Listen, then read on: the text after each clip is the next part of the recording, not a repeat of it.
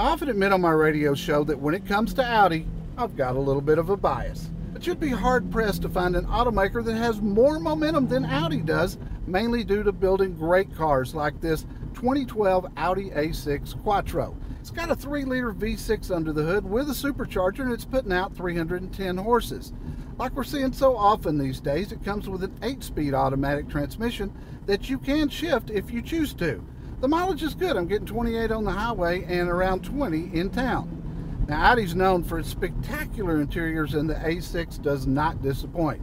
This sedan will seat 4 adults comfortably, but for the driver, the car is a real joy.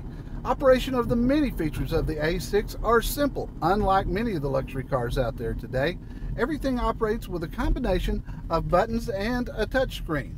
Now, I view the Audi A6 more as a comfortable luxury car than as a performance car, but that's sort of up to you, because with the Drive Select feature, you can change the responsiveness of the steering, the engine, and the transmission.